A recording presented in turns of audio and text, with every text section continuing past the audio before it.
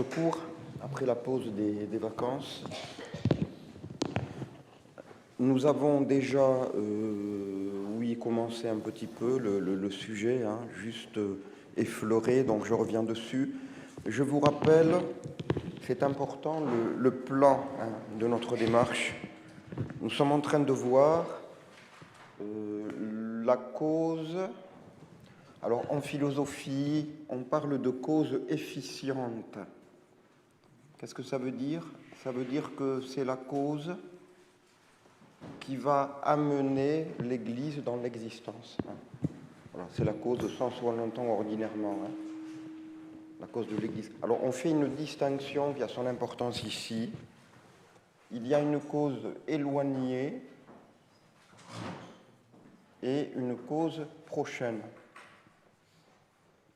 Alors, qu'est-ce que ça veut dire? Ça veut dire que Dieu ne va pas tout de suite fonder l'Église. Il la fonde, c'est la cause prochaine, c'est ce que nous verrons.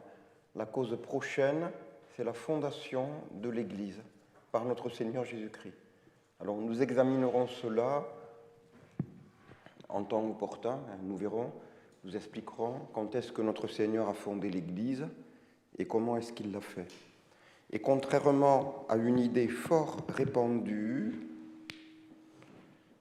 ce cours est fait en partie, ce n'est pas son but principal, mais c'est l'une de ses conséquences parfois imprévisibles et déroutantes. Ce cours est fait pour vous choquer, parce qu'il bouscule des idées, on commence à peine, des idées reçues qui ne sont pas toujours exactes. Alors, l'idée reçue qui circule, c'est que l'Église est fondée à la Pentecôte. Or, c'est faux, pas du tout, absolument pas. L'Église n'a pas été fondée à la Pentecôte. Il se passe quelque chose à la Pentecôte qui concerne l'Église, nous en parlerons, mais l'Église est fondée à un autre moment. Et nous verrons, justement, nous l'expliquerons, la fondation de l'Église. Donc, nous verrons ça plus loin. Et là, nous sommes en train de voir la cause éloignée, c'est-à-dire, c'est la préparation. C'est-à-dire que Dieu, chaque fois que Dieu agit pour faire des choses importantes, il commence par préparer. Parce qu'il faut que nous soyons disposés, préparés, à accueillir ce que Dieu va nous donner. Ce qui veut dire que Dieu agit toujours en conformité avec notre nature humaine, qui est une nature progressive, qui assimile les choses petit à petit. C'est très important parce que c'est cela qui fait une bonne pédagogie. Il faut se mettre à la place de celui qui reçoit pour qu'il puisse recevoir autant qu'il en est capable. Et donc il faut le préparer, le disposer. C'est comme ça qu'on fait avec les enfants. Une bonne pédagogie prépare d'abord le terrain. Et ensuite, il faut éveiller l'intelligence, petit à petit, petit à petit. Et puis on donne autant de lumière que l'intelligence peut en recevoir. Alors, la cause éloignée, il y en a deux. C'est dans l'Ancien Testament et dans le Nouveau avec le début de la prédication du Christ. Voilà. Alors, c'est une cause éloignée parce que l'Église n'est pas fondée, mais elle est annoncée. C'est l'annonce. Et c'est l'annonce dans l'ombre. Dans l'ombre.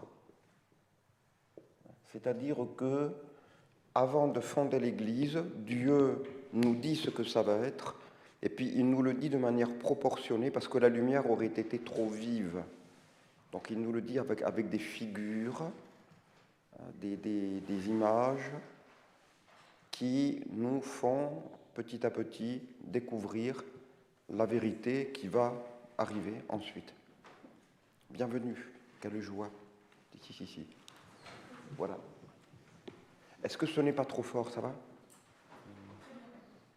Moi j'ai l'impression que c'est trop fort, mais ça fait rien. Voilà. Bon. Alors, le sujet est complexe. Pourquoi? Parce que, en réalité, ce sujet est double. Il est double. parce qu'il y a le sujet dont je viens de parler, hein, donc c'est-à-dire c'est l'Église, hein, et c'est notre fil directeur, l'Église, bon, très bien. Mais en parallèle avec cette question-là, qui est celle de l'annonce de l'Église, il y a toute la question du judaïsme, d'Israël et des Juifs. Alors, on va expliquer. Pourquoi? Parce que justement, le peuple d'Israël est impliqué dans cette annonce. C'est lui qui est le vecteur et le porteur de cette annonce. Voilà. Et alors, donc, en voyant cette annonce de l'Église, nous allons en même temps avoir les clés pour pouvoir comprendre ce que c'est que le mystère d'Israël, parce que c'en est un, et ce que c'est aussi la réalité contemporaine, après le Christ, du judaïsme. Alors, l'idée qu'il faudra retenir, nous aurons l'occasion de le redire et de le répéter, et c'est ça qu'il faut retenir, c'est que, j'annonce tout de suite la couleur, hein, nous n'avons pas le même Dieu que les Juifs.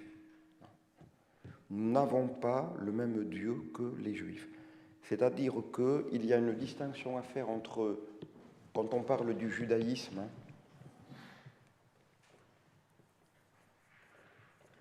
le judaïsme, il faut distinguer, ce mot est ambigu, entre le judaïsme, disons, dans l'Ancien Testament,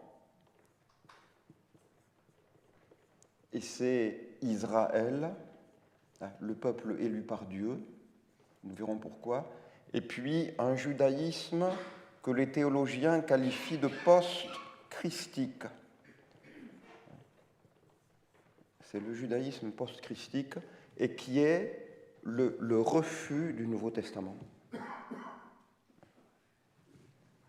Alors, il faut bien comprendre que ce qui continue l'Ancien Testament, c'est le Nouveau.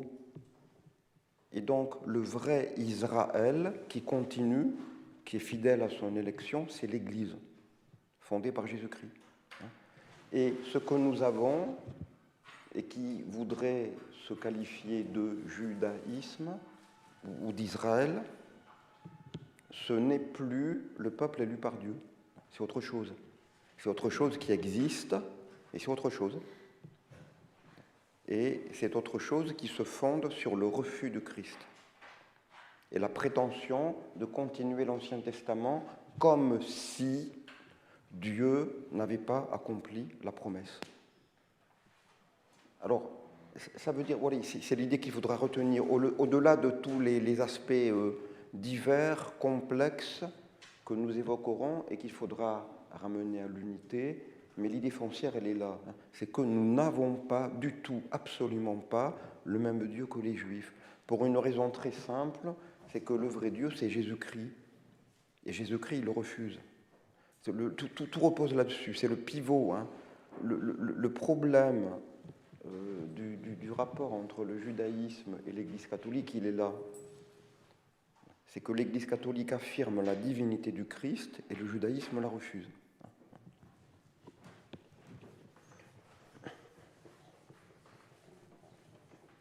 Voilà, bon, alors,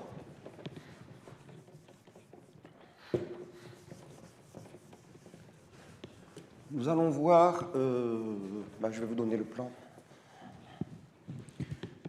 Voilà, donc j'ai rappelé la problématique. Hein.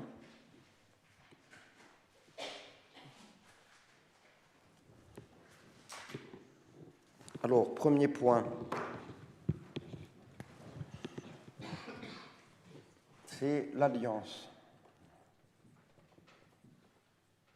Alors, on part de là. Hein.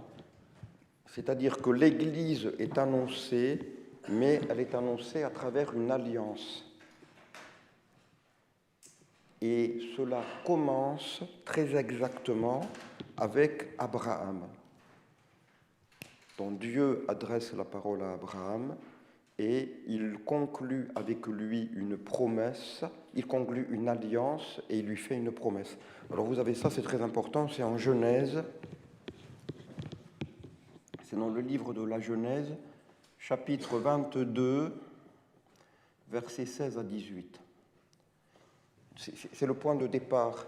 C'est très important. Ça veut dire quoi? Ça veut dire que Dieu se choisit un peuple. Alors, un peuple, c'est d'abord une famille. Hein. C'est Abraham, la famille d'Abraham, hein, avec sa descendance. Cette descendance va proliférer. Il y aura, vous le savez, 12 tribus, à tel point que ça va former non plus une famille, mais un peuple. Le peuple juif, le peuple d'Israël, bon, qui est le peuple dont les pères sont Abraham, Isaac et Jacob. C'est récurrent, c'est la formule. Hein. Le Dieu de ce peuple, c'est le Dieu d'Abraham, d'Isaac et de Jacob. Pourquoi? Parce que c'est un peuple, alors c'est très important, c'est l'idée qu'il faut comprendre, c'est un peuple qui n'est pas apparu au cours de l'histoire en raison des facteurs naturels et humains qui ont présidé à l'apparition des autres peuples. C'est un peuple surnaturel, c'est un peuple constitué par Dieu immédiatement. Donc Dieu apparaît à Abraham, il l'appelle, il conclut une alliance avec lui, il lui fait une promesse, et ce peuple est ainsi constitué de par une initiative de Dieu directe et immédiate dans l'histoire. Donc Israël, le peuple élu de l'Ancien Testament, est une institution divine. Et donc c'est un mystère. Donc originellement, le judaïsme est un mystère, au sens où ce n'est pas un peuple qui se serait constitué par des facteurs naturels, humains. Donc il y a une alliance. Alors pourquoi? Alors c'est la promesse. Et Dieu dit à Abraham, c'est très important, il faut le mettre en latin, in semine tuo benedicенtur omnes gentes. Il lui fait une promesse et lui dit, dans ta descendance, toutes les nations de la terre trouveront la bénédiction. Alors qu'est-ce que ça veut dire? Ça veut dire que Dieu établit avec Abraham une alliance, et cette alliance a pour but d'établir un peuple, donc une descendance, dont le terme sera une source de bénédiction. Et alors, l'explication de cette alliance, c'est saint Paul qui nous la donne, c'est très important. Vous avez dans l'Épître aux Galates, chapitre 3, verset 16, saint Paul cite ce passage du livre de la Genèse.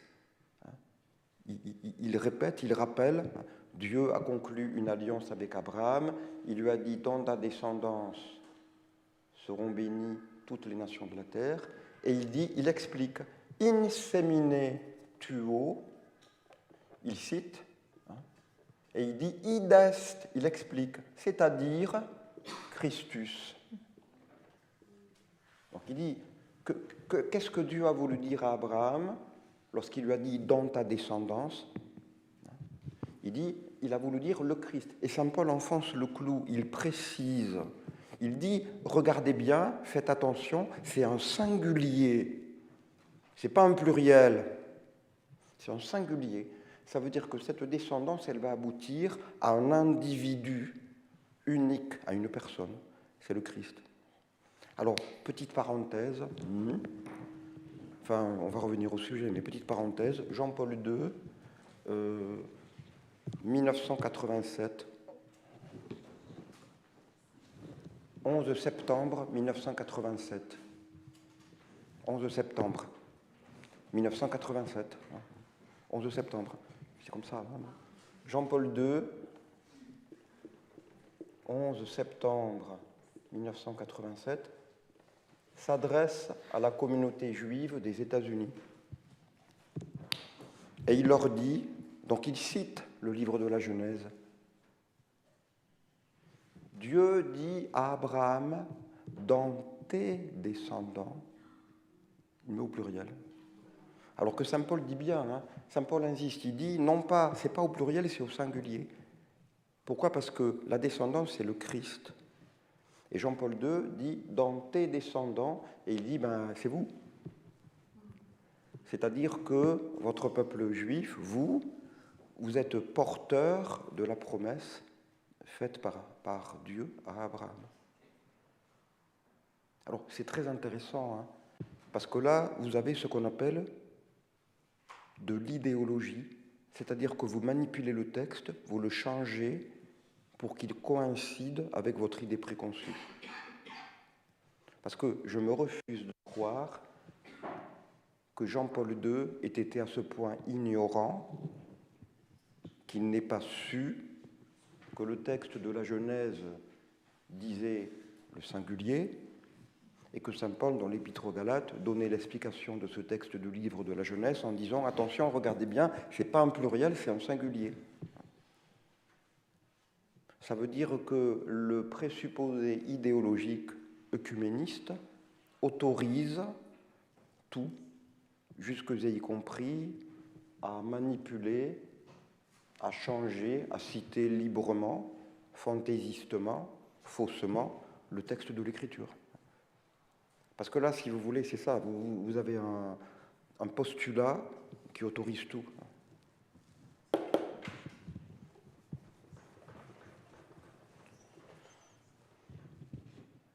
Alors, c'est très important, vous voyez, parce que, je reviens à l'idée, hein, il y a une alliance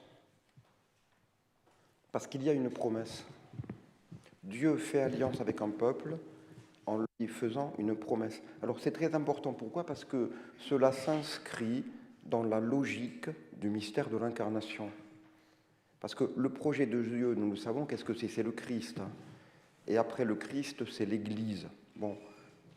Le Christ, c'est Dieu qui s'incarne, c'est Dieu qui prend une nature humaine. Très bien. Mais la nature humaine, qu'est-ce que c'est ? Hein, on l'a dit déjà plusieurs fois dans les cours précédents, la nature humaine, c'est la nature d'un être qui est fait pour vivre en société. Quelqu'un qui possède la nature humaine, ce n'est pas quelqu'un qui tombe comme ça du haut du ciel, c'est quelqu'un qui prend racine dans un peuple. Et alors justement, Dieu respecte jusqu'au bout son intention, son dessein, qui est celui de l'incarnation. Dieu prend une nature humaine, et si j'ose dire, Dieu la prend de très loin, de très haut. C'est-à-dire qu'il prépare cette nature humaine du Christ en lui préparant un peuple, une société, un peuple, une famille, qui soit à la hauteur de sa personne divine.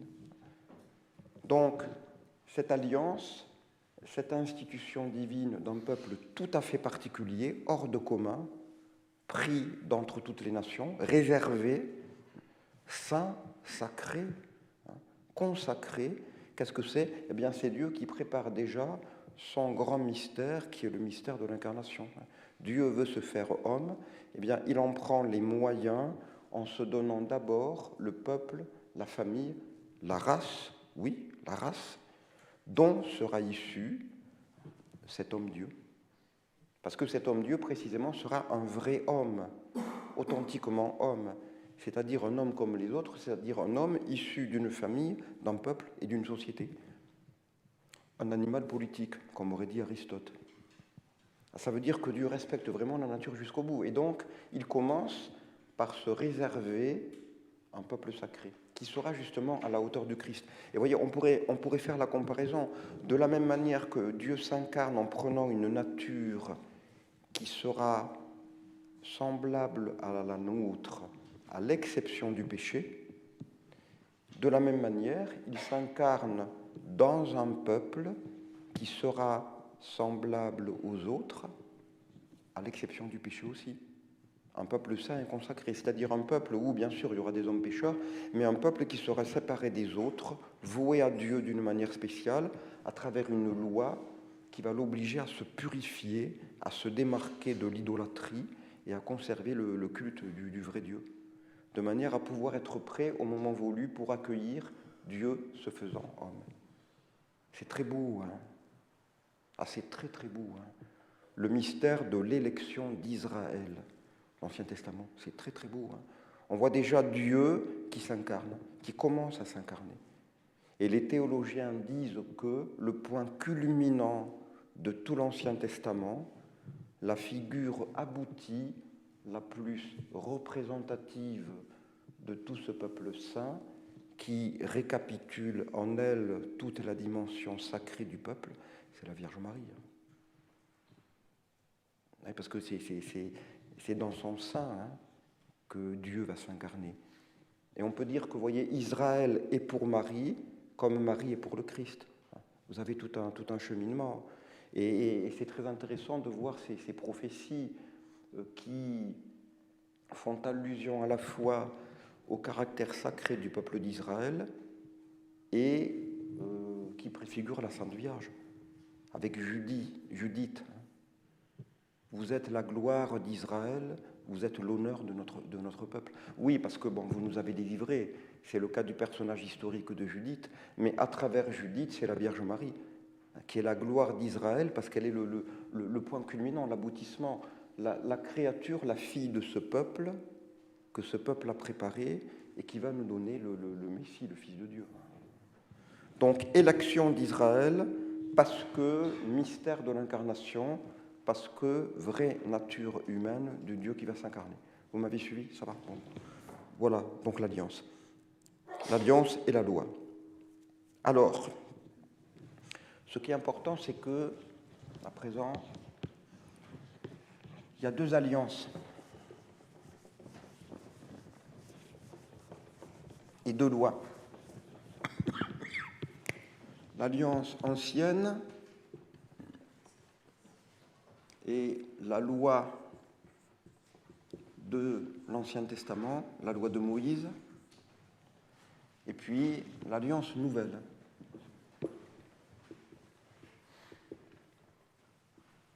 Le Nouveau Testament, la loi de l'Évangile.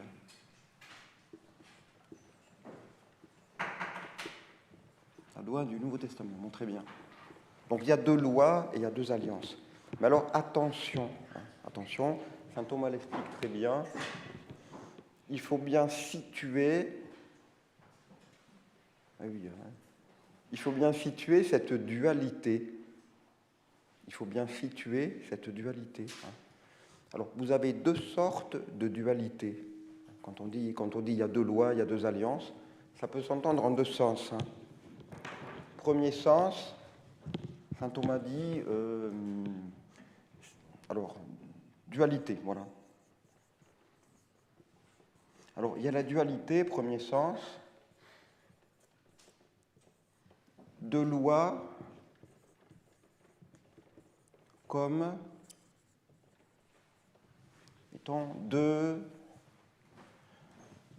espèces différentes.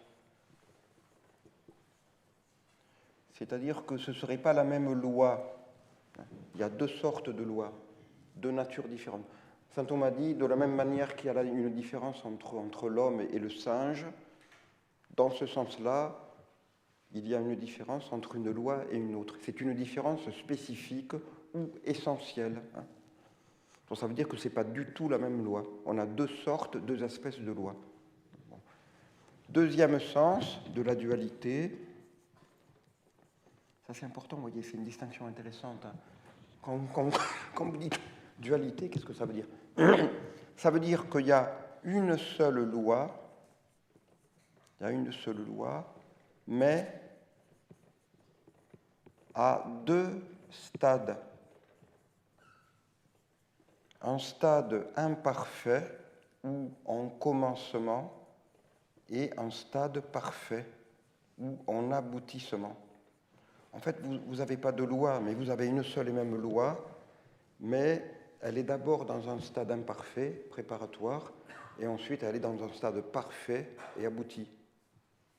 Et saint Thomas reprend la comparaison de saint Paul que vous connaissez.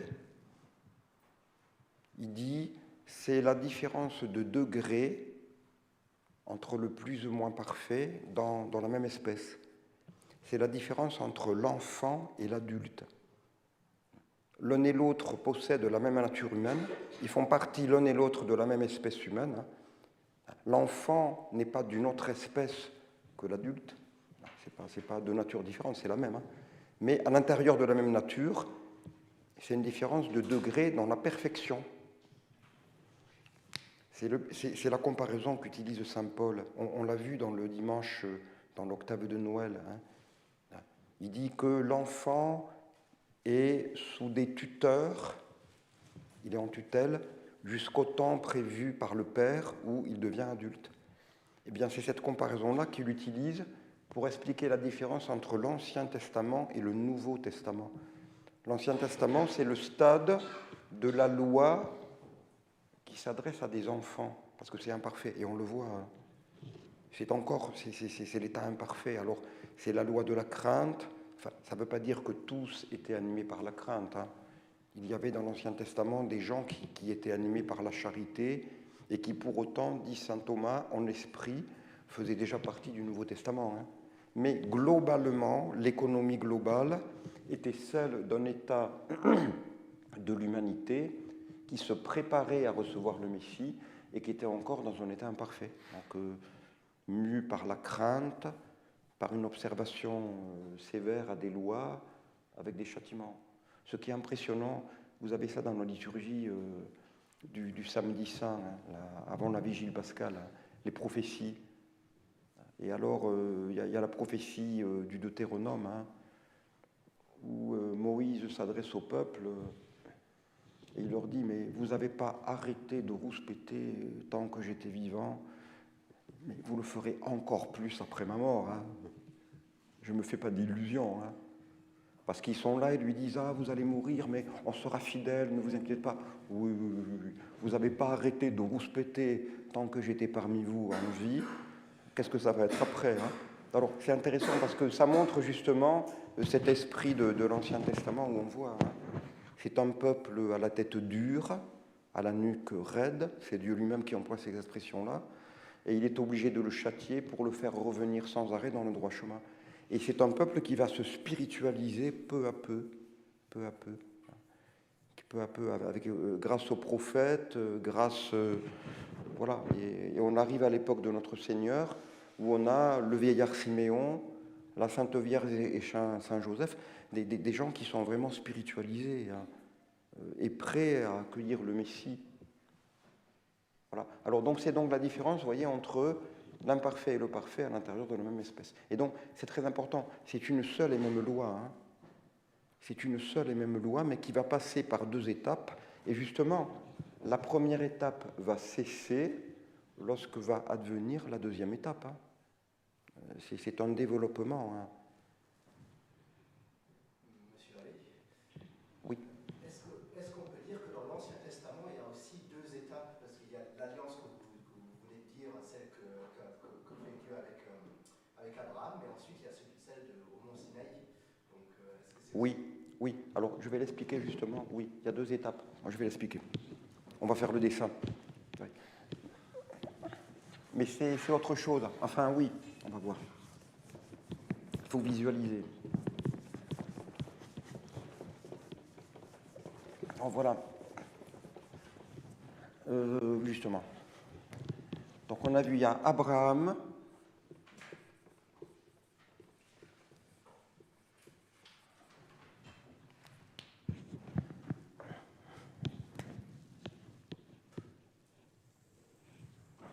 Ça, c'est le temps.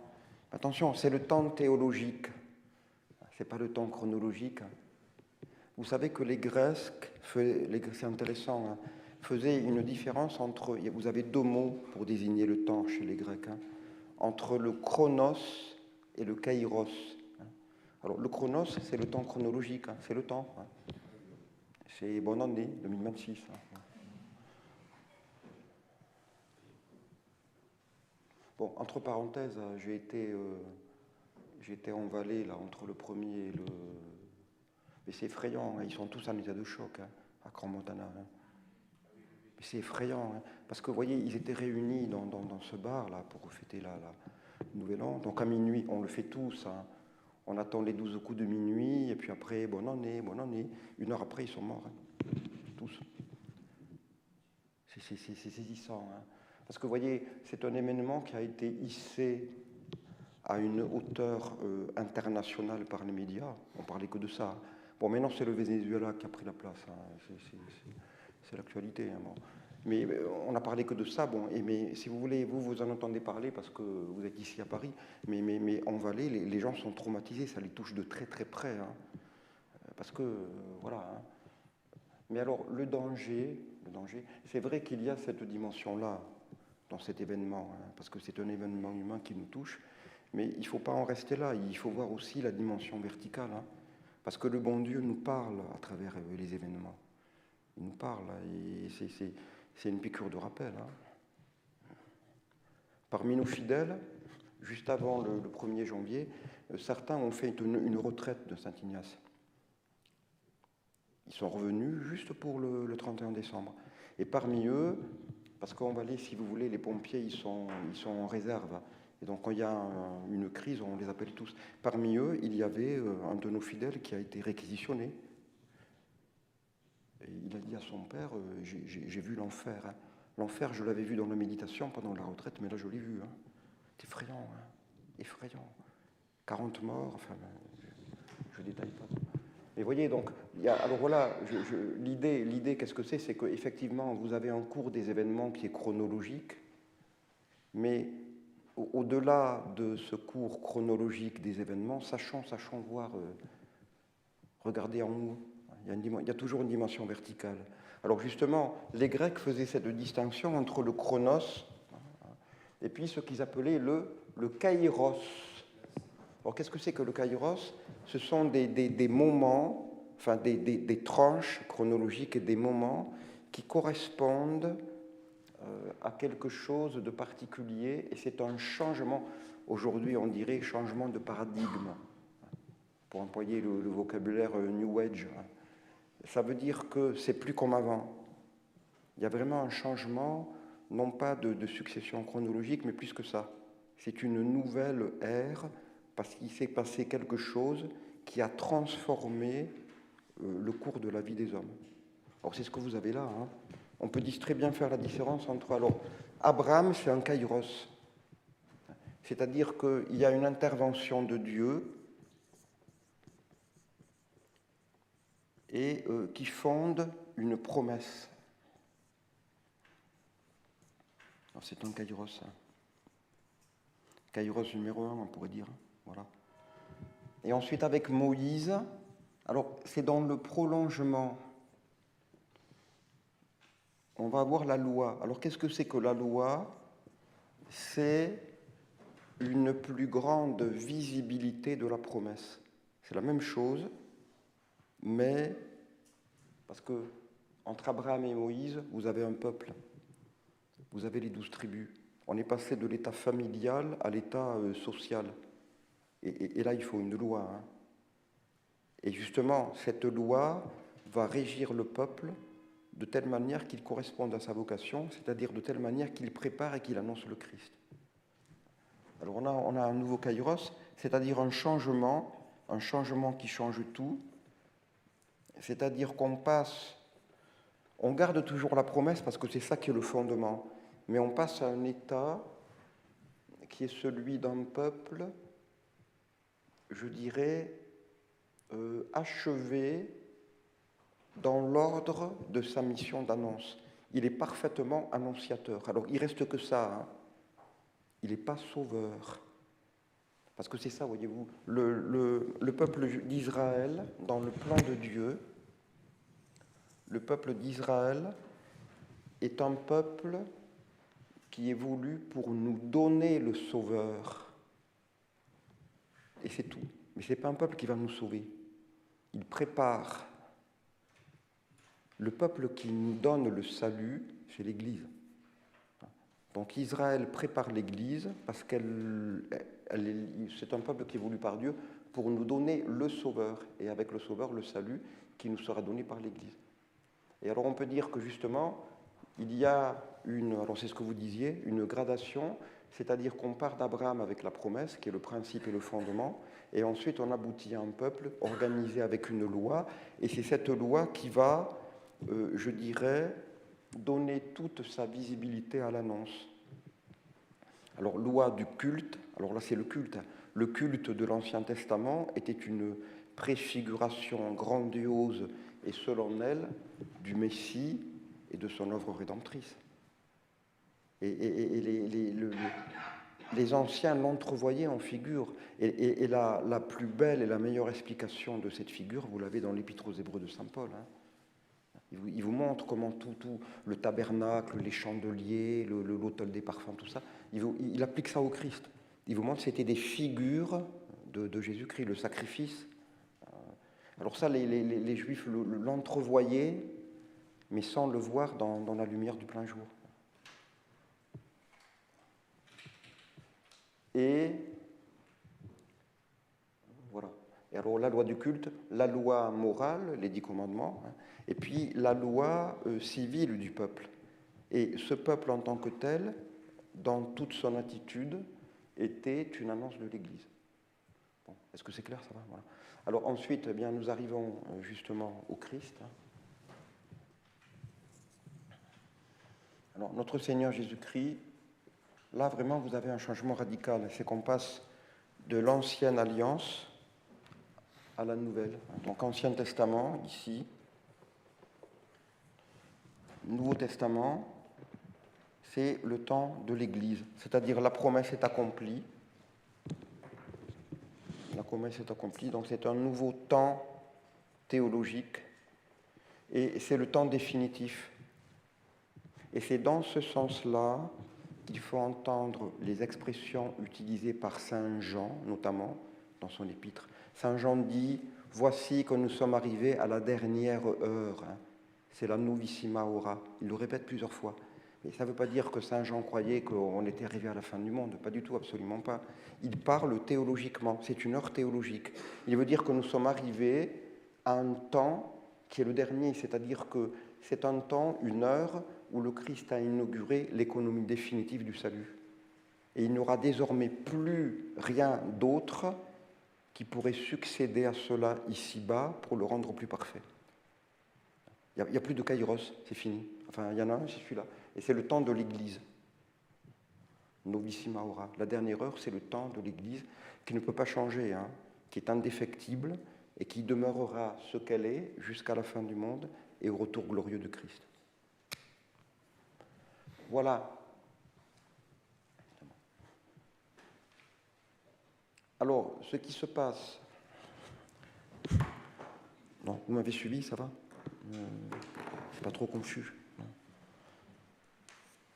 Alors, ce qu'il faut bien comprendre, c'est qu'il n'y a pas de loi qui serait concurrente et parallèle. Il y a une seule loi qui passe de l'état imparfait à l'état parfait, et lorsqu'arrive l'état parfait, l'état imparfait cesse.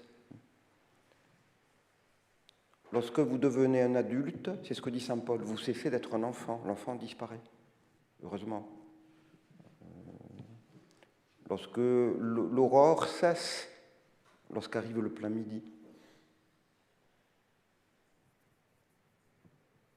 C'est très beau dans la séquence de la fête de Dieu. Saint Thomas, lux tenebras eliminat, et umbram fugat veritas. La lumière élimine les ténèbres et la vérité chasse l'ombre. C'est très beau, et c'est exactement ça. Il n'y a pas de concurrence possible, parce que l'Ancien Testament, c'est le Nouveau Testament, mais abouti. Alors vous voyez, je vous dis tout ça pourquoi? Parce que c'est pour vous faire voir ce que nous allons dire ensuite, c'est que l'idée maîtresse de toute la prédication conciliaire chez Jean-Paul II, c'est que l'ancienne alliance n'est pas abolie, c'est absurde. C'est absolument contraire non seulement à toute la révélation, mais c'est absurde. Comme s'il y avait deux lois en concurrence, en parallèle. C'est une méconnaissance totale du plan de Dieu. Alors, ce qui s'est passé, malheureusement, c'est ceci. C'est que, selon le plan de Dieu, en effet, eh bien, voilà, c'est ce que je viens de vous expliquer. L'Ancien Testament s'est continué à travers le Nouveau. Et le vrai Israël, voulu et pensé par Dieu, c'est désormais l'Église. Mais, malheureusement, il y a eu une rupture, une cassure, ici.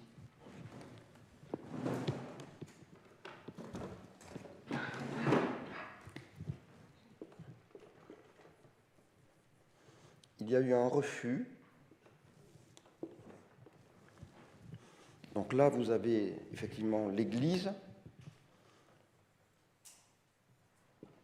l'Église qui continue Israël.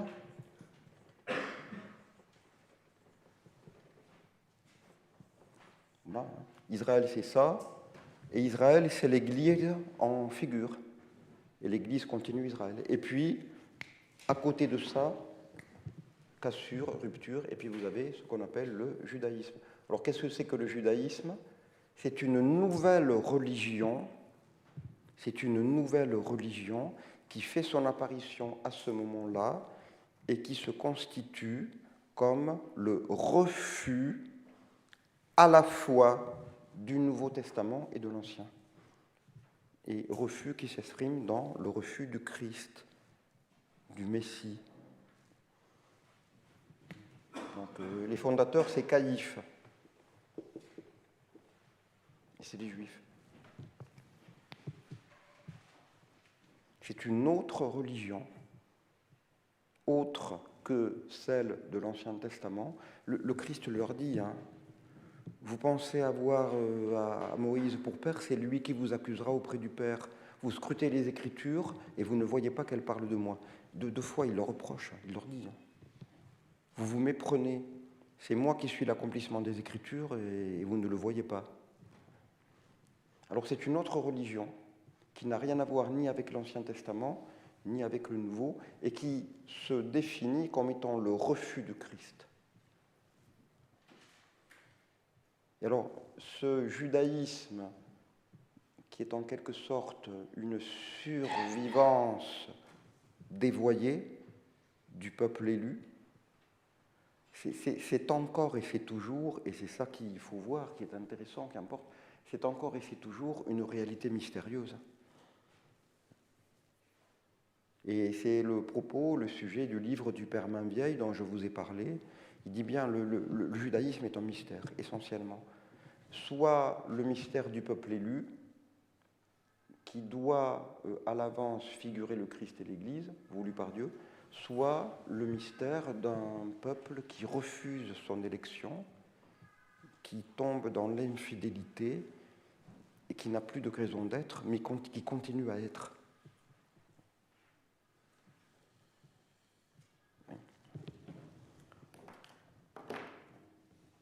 Vous avez quelqu'un qui s'appelle, il n'est pas très connu du grand public, mais Gershon Scholem.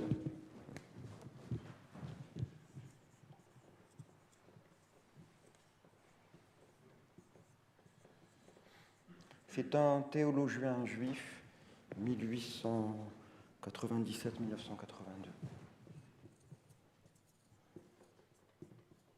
C'est un spécialiste de la Kabbale juive. Et c'est l'un de ceux, parmi les auteurs juifs contemporains, qui vous donne le regard le plus profond, le plus aigu sur la réalité du judaïsme. Alors chez lui, vous avez des écrits dans lesquels il dit justement, c'est mystérieux, il dit que le judaïsme a quelque chose de mystérieux. Il dit on ne peut pas le définir, parce que c'est quelque chose qui correspond à une dimension, si on veut, surnaturelle. Voilà, bon. Voilà. Donc alors, voilà, donc élection, et puis, alors justement, il y a, ce qui est important de le noter aussi, du fait de cet aboutissement de l'Ancien Testament, eh bien, c'est la cessation de l'Ancienne Alliance. Cessation de l'Ancienne Alliance. Alors, cette cessation de l'Ancienne Alliance, c'est important de le noter, elle est enseignée par saint Paul dans l'Épître aux Hébreux, au chapitre 7 et 8. Donc, c'est quelque chose qui est révélé. Hein. Elle est enseignée par le concile de Florence. C'est un concile qui s'est réuni à la fin du Moyen-Âge, en 1439, et parmi les décrets du concile de Florence, vous avez un passage qui affirme que les prescriptions légales de l'Ancien Testament ont cessé. Et puis, vous avez, alors c'est le fameux texte du pape Pie XI qui condamne l'antisémitisme, 1923,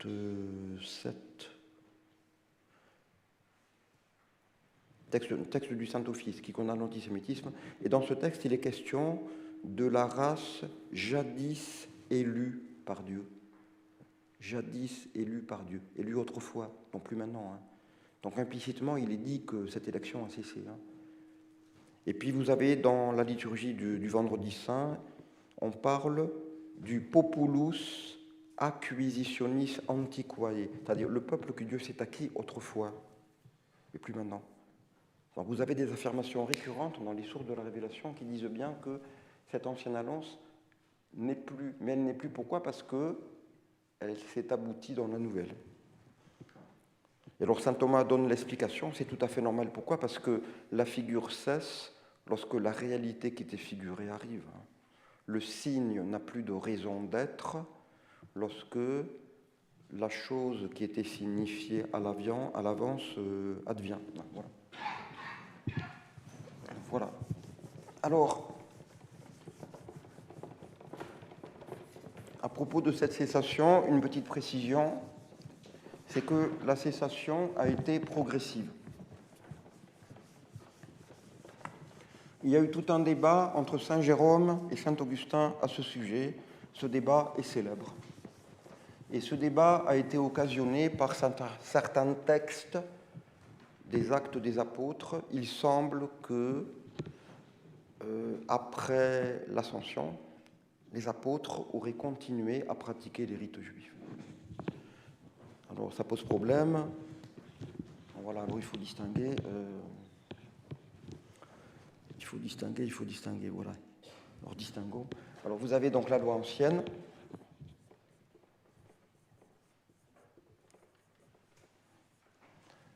Qui dure jusqu'à la passion de notre Seigneur Jésus-Christ. Alors la passion, qu'est-ce que c'est ? C'est l'acte cultuel qui fonde la nouvelle alliance. C'est le sacrifice de la nouvelle alliance qui remplace une fois pour toutes les sacrifices de l'ancienne alliance. C'est là où notre Seigneur abolit le jour de sa passion. Désormais, donc, il y a la loi nouvelle, et désormais les rites de la loi ancienne ne valent plus rien. Entre parenthèses, vous voyez, il y a dans les évangiles un passage qui nous donne froid dans le dos.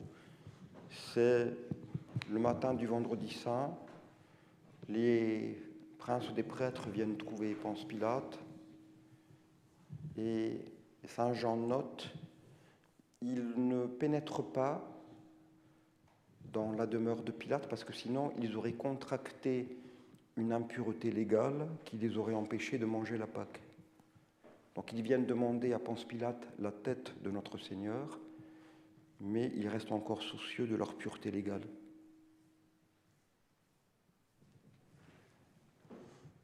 Alors, durant la loi ancienne, les prescriptions légales, c'est-à-dire les rites de l'ancienne loi, elles sont vives, ce sont des mots que saint Thomas utilise, que je vais expliquer, elles sont vives et vivifiantes. Elles sont vives parce qu'elles sont voulues par Dieu. Elles représentent l'économie du moment. Et puis, elles sont vivifiantes, c'est-à-dire qu'à l'occasion de l'accomplissement de ces rites, eh bien, le peuple juif pouvait obtenir de Dieu la sainteté. Après, dans la loi nouvelle, elles ne sont plus vives, elles sont mortes, de toute façon. Donc, de toute façon, elles sont mortes. Pourquoi ? Parce qu'elles sont abolies et elles ne représentent plus aucune valeur dans l'économie du salut. Simplement, il faut faire une petite distinction entre la passion de notre Seigneur Jésus-Christ et l'an 70, c'est-à-dire la ruine du temple, et puis après. Donc avant, elles sont mortes, mais elles ne sont pas mortifères. C'est-à-dire que si on les accomplit encore, pour diverses raisons, soit parce qu'on est dans l'ignorance, on ne sait pas qu'elles sont abolies, soit alors, et c'est ce qu'ont fait les apôtres, parce que il faut y aller doucement, hein, ménager la transition, donc les apôtres vont au temple pour prier, on voit que saint Paul fait circoncire son disciple, mais c'était pour que le changement ne soit pas trop brutal. Et puis saint Thomas ajoute aussi, il fallait conduire la synagogue au tombeau en lui ménageant les honneurs. Alors pourquoi? Il explique, et c'est très juste, c'est que l'ancienne alliance n'est pas du tout sur le même plan que les autres fausses religions. Hein. C'était une religion qui avait été voulue par Dieu durant un certain temps. Donc il fallait bien marquer la différence. Hein. Dans la réprobation que l'on pouvait faire des religions autres que le christianisme, entre les religions qui de toute façon avaient toujours été fausses, et puis celles-ci qui avaient été vraies, bonnes et justes jusqu'ici, et qu'il fallait abandonner. Alors l'abandon a été progressif chez ceux qui se convertissaient petit à petit. Alors donc là, voilà, Dieu autorise, durant un certain temps, qu'on puisse encore accomplir ces rites, même s'ils ne valent plus rien. Mais alors ensuite, après, c'est-à-dire une fois que tout le monde a bien compris ce qui s'était passé, et puis une fois que de toute façon le temple est détruit, alors là, non seulement ça ne vaut plus rien, mais si on les accomplit, c'est un péché mortel. Voilà. Alors on fait cette distinction pour expliquer pourquoi, dans cet intervalle-là, les apôtres ont pu apparemment se prêter à l'accomplissement des rites de l'ancienne loi. C'était par stratégie, par esprit pastoral, pour petit à petit ménager la transition. Il y a eu tout un débat parce que saint Augustin donnait cette explication-là. Saint Augustin disait, oui, effectivement, ils ont bien pratiqué les rites juifs, mais c'était permis, même si ça ne valait déjà plus rien. Saint Jérôme lui dit, non, ils ont fait semblant. Ils étaient déjà mauvais, c'était déjà péché mortel, et les apôtres ont fait semblant. Et alors saint Augustin lui dit gentiment, mais cher saint Jérôme, si les apôtres mentent une fois, ils peuvent mentir 10 fois. Alors on ne sait plus ce qui est vrai dans la Sainte Écriture. Ça a donné lieu à un échange de lettres, parce que ce qui est amusant, c'est qu'à l'époque, saint Augustin est tout jeune, et saint Jérôme est déjà assez vieux. Et alors c'est la dispute entre l'ancienne et la nouvelle génération. Et saint Jérôme, qui est un grand saint, un grand docteur de l'Église, mais qui avait un sacré caractère, a eu du mal à reconnaître que c'était saint Augustin qui avait raison. C'est un échange de lettres qui est assez amusant à lire. Mais on voit très bien, justement, l'explication de saint Augustin qui rend bien compte de l'Écriture. Voilà. Alors, nous avons vu ce qu'il en était pour le mystère de l'Église, la préfiguration de l'Église dans l'Ancien Testament, qu'est-ce que ça voulait dire, le passage dans le Nouveau, bon, très bien. Il nous resterait à voir à présent deux conséquences. Deux conséquences. Et alors, la première de ces conséquences, qui est la plus importante, c'est la question du judaïsme. Elle tient en 3 mots, élection, infidélité et conversion. Alors, l'élection, nous avons expliqué ce que c'était. Il y a eu cette élection du peuple élu. L'infidélité, c'est le refus du Christ. Alors, c'est une infidélité tout à fait particulière parce que, je l'indique pour préciser, hein.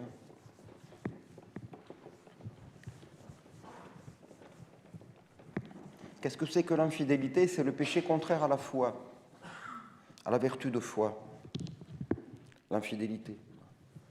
L'infidélité, c'est le péché contre la foi. Alors, il y a 3 sortes d'infidélité.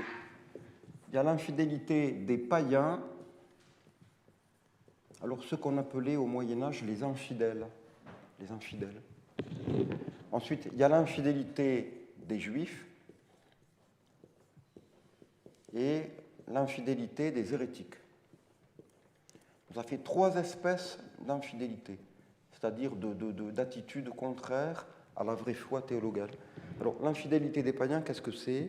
C'est le refus de la foi de la part de ceux auxquels la foi n'a jamais été proposée jusqu'ici. C'est les païens. Donc, vous avez des païens, les missionnaires catholiques arrivent chez eux, et puis ils refusent la foi qui leur est proposée pour la toute première fois parce qu'ils préfèrent rester païens. L'infidélité des païens. L'infidélité des hérétiques, qu'est-ce que c'est? C'est l'infidélité de ceux qui étaient jusqu'ici catholiques et qui, pour une raison ou une autre, rejettent l'Église et la foi. Donc c'est le rejet de la foi qui a été suffisamment proposé, explicitement. C'est Luther, hein. Luther, qui se scandalise. Alors il a pris occasion de cela, il se scandalise de certains abus humains à l'époque où il vivait pour tout rejeter. Hein. Il y a des abus parce que l'Église est humaine, mais ce n'est pas une raison pour tout rejeter. Hein. Parce que les hommes passent et l'Église demeure. Et ce n'est pas parce qu'à un moment donné, il y a des mauvais papes qu'il faut rejeter l'Église. Ah, mais non. Parce que le chef de l'Église, c'est le Christ. Hein. Le pape, c'est son vicaire. Et le roi est dans la main de Dieu. Il le tient, il l'incline du côté où il veut. Rappelez-vous l'histoire, c'est intéressant. 314, c'est la conversion de Constantin. L'univers devient chrétien. On est peut-être en 313 en ce moment. Hein. On ne sait pas. Hein. Plus qu'un an. Hein. Non, mais il ne faut pas s'impatienter, vous comprenez. Quand on est dans la tempête, on a l'impression que... Hein, faut, 1000 ans, c'est un jour, dit le Seigneur. Alors les Juifs, eh bien les Juifs, c'est intermédiaire, c'est-à-dire c'est ceux qui refusent la foi qui leur a été proposée, à la différence des païens, mais qui ne leur a pas été proposée explicitement. Elle aura été proposée, mais en figure. Donc c'est une espèce d'infidélité intermédiaire entre celle des païens et celle des hérétiques. C'est ceux qui auraient dû accueillir le Messie et qui le refusent. Ils avaient tout ce qu'il fallait pour le reconnaître. Enfin, ils avaient suffisamment d'éléments pour pouvoir accueillir, ils avaient suffisamment de lumière. Dieu leur a donné la lumière progressive. Et ils en avaient suffisamment pour pouvoir accepter au dernier moment le trait de lumière qui allait tout éclairer. Or, c'est une comparaison intéressante.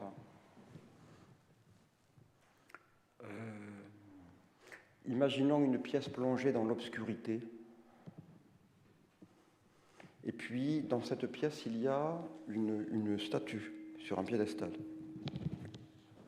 Et alors, vous attendez que la statue, ça soit la statue de quelqu'un que vous aimez beaucoup. Ou du moins, la statue d'une personne dont vous vous êtes fait l'idée. Admettons, je ne sais pas moi. On pourrait prendre des exemples, mais c'est un peu risqué. Hein. Voilà. Et alors, la lumière se fait progressivement, petit à petit. Et puis vous vous dites, c'est la statue je sais pas moi, c'est la statue de Jean-Paul. Et puis on arrive à la fin, et là la pleine lumière se fait. Et c'est pas la statue de Jean-Paul, c'est la statue de Marcel. Alors là, c'est un peu ça. C'est-à-dire que vous êtes préparés progressivement. Mais alors, c'est tout le mystère. Parce que Dieu les a préparés en leur donnant, a préparé le peuple d'Israël, son peuple, en lui donnant la lumière progressive. Il y avait de la lumière, mais cette lumière n'était que progressive. Ça n'était pas la pleine lumière. Donc il devait quelque part, tout en bénéficiant de ces lumières, poser un acte de foi, de soumission. Et normalement, étant suffisamment préparés, ayant tous les éléments, ils auraient pu reconnaître le Messie, d'ailleurs certains d'entre eux l'ont reconnu, mais tout en faisant un acte de soumission pour recevoir la dernière étincelle de lumière que seul le Christ pouvait leur donner. Et c'est ce qui explique, parce que si ça avait été évident, ils n'auraient pas refusé. Hein. Ce qui explique qu'il y a eu cette possibilité du refus. Parce qu'ils s'étaient fait une idée du Messie qui ne correspondait pas à ce que les prophètes voulaient leur dire.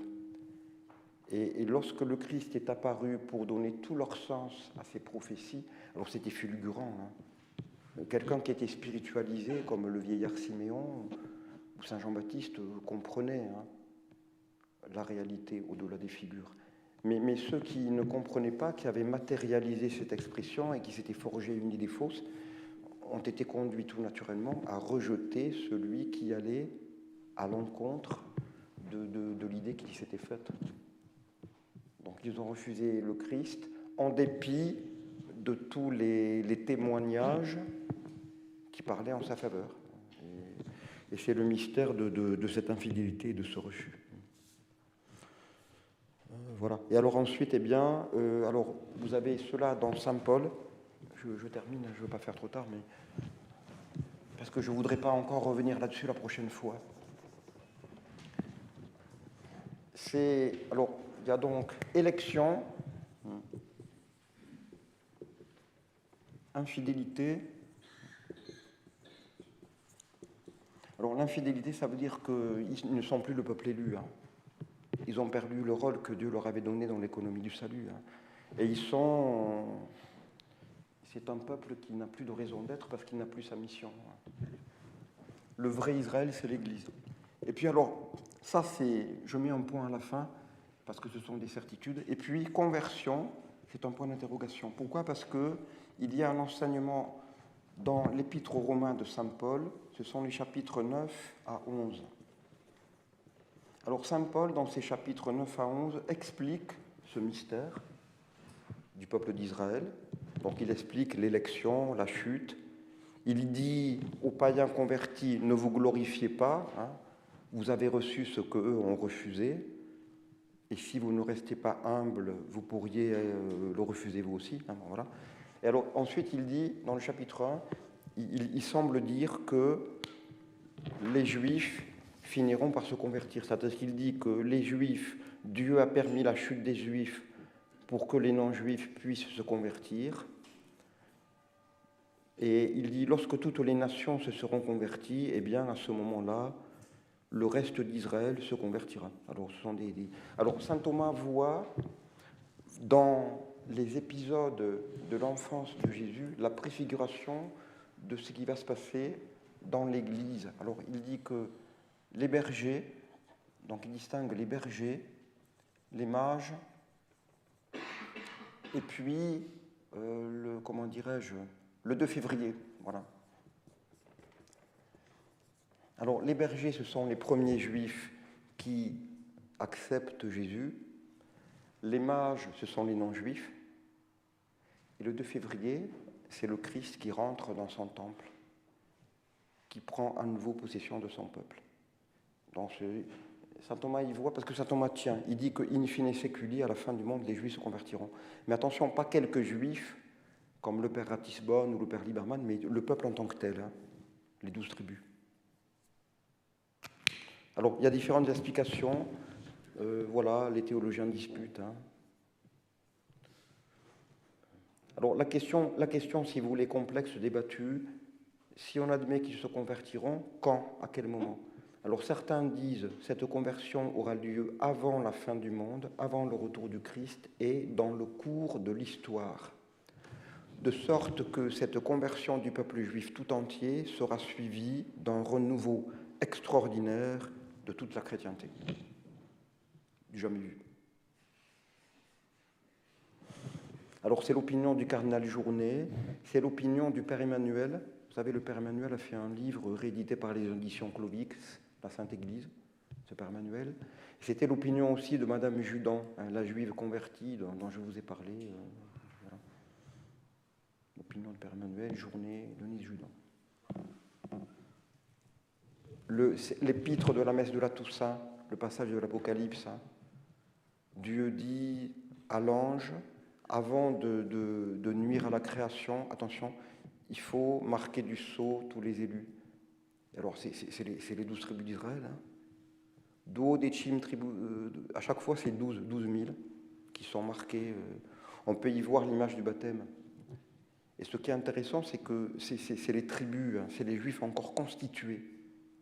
Ce n'est pas tel ou tel individu, ce qui peut arriver au cours de l'histoire. Il y a eu des Juifs qui se sont convertis au cours de l'histoire. Mais là, c'est vraiment l'institution en tant que telle, les 12 tribus. Enfin, sauf une, la tribu de Dan, dont on dit que sortira l'Antéchrist. Voilà. Alors, l'autre opinion, c'est que cette conversion aura lieu avec la parousie, c'est-à-dire à un moment qui coïncidera avec la fin de l'histoire.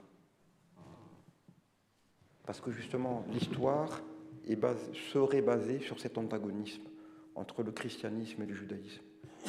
Et le jour où l'antagonisme cesse, c'est le retour du Christ et la fin de l'histoire. C'est l'opinion du Père Mainvieille, dans le livre dont je vous ai parlé, et il présente cela comme étant la tradition patristique, mais c'est assez douteux. Hein. On ne voit pas très bien comment on pourrait désigner cela comme l'opinion des pères de l'Église, hein, l'opinion commune. Donc voilà. En tout cas, ce que saint Paul veut dire, c'est que, alors c'est le sens, vous voyez, c'est le sens de la fameuse expression qui est récupérée par Jean-Paul II, hein, les dons de Dieu sont sans repentance. Qu'est-ce que ça veut dire? Ça ne veut pas du tout dire que l'ancienne alliance est toujours valable, pas du tout. Elle est révoquée et la vraie alliance, c'est le Nouveau Testament. Mais ça veut dire que Dieu est toujours prêt à faire miséricorde à ceux qui veulent se repentir. Voilà, donc, et ça c'est toujours vrai, hein. Parce que le bon Dieu est miséricordieux pour ceux qui veulent se repentir. Le seul péché qui empêche la miséricorde de Dieu, c'est l'obstination. Hein. Voilà. Alors, on va arrêter là ce soir, et puis j'ai mis l'affiche, hein. Je ne sais plus quand est-ce qu'aura lieu la prochaine conférence, mais c'est annoncé. Hein. Et, oui. Les mages, c'est l'épiphanie. Non, c'est représenter les bergers, représenter les juifs et les mages. Alors voilà, alors les mages, si vous voulez, saint Thomas voit dans les 3 épisodes de l'enfance du Christ, hein, il voit la préfiguration de l'attitude de l'histoire. Donc il dit que les bergers qui viennent adorer l'enfant Jésus au tout début, ce sont les juifs. Et ils sont juifs, hein. C'est les premiers juifs qui reconnaissent le Messie. Ensuite, les mages représentent les non-juifs, hein, c'est les nations, hein, c'est la chrétienté, hein, c'est Clovis, c'est tous les chefs d'État païens qui se convertissent et qui deviennent chrétiens. Hein, voilà. Et ensuite, ils voient dans la reconnaissance officielle de l'enfant Jésus, dans la présentation de l'enfant Jésus au temple, il y voit la conversion des Juifs. Pourquoi? Parce que Jésus rentre dans le temple. Il prend possession du temple, hein, qui est le lieu cultuel des Juifs dans l'Ancien Testament.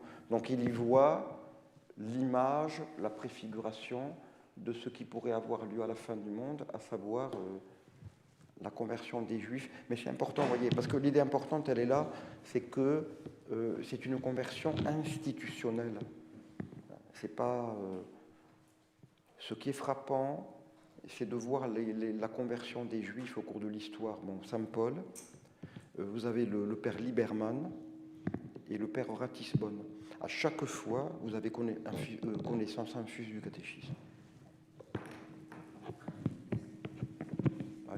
À chaque fois, il y a connaissance infuse du catéchisme.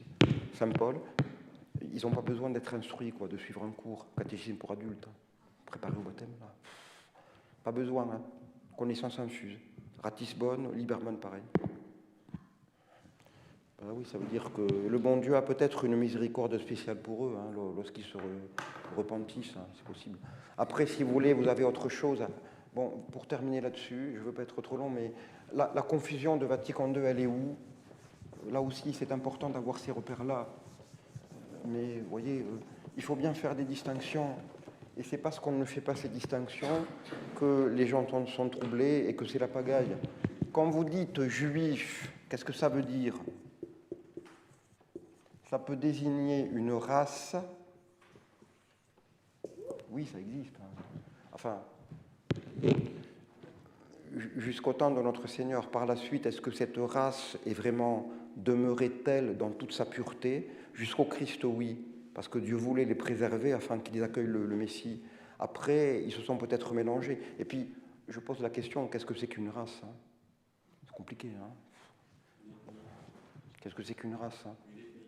C'est le ou ethnie. Mais qu'est-ce que c'est qu'une ethnie?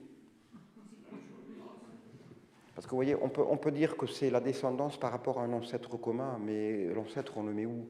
Vous voyez, c'est compliqué. Je pose simplement la question, je n'ai pas la réponse. Une race, et puis c'est une religion. Alors, ça peut être la vraie de l'Ancien Testament qui va aboutir au Nouveau, voilà. Donc le vrai Israël, c'est l'Église. Et puis ça peut être une fausse, et c'est le judaïsme post-christique. Voilà, bon. Alors si vous voulez, les confusions sont à ce niveau-là, parce que l'Église refuse ceci. C'est ça que l'Église refuse, mais pas ça et pas ça. Alors on va justement se lancer des anathèmes et des accusations fausses, faute d'avoir fait ces distinctions. Le fait, si vous voulez, de refuser dans son principe, c'est-à-dire comme ayant une valeur salvifique, la religion du judaïsme post-christique, c'est un fait théologique et dogmatique, et puis c'est tout, comprenez-vous, et rien d'autre.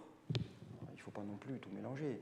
Et l'Église a toujours condamné, sous toutes ses formes, hein, la haine gratuite d'un être humain sous prétexte qu'il appartient à une ethnie. Pas voilà.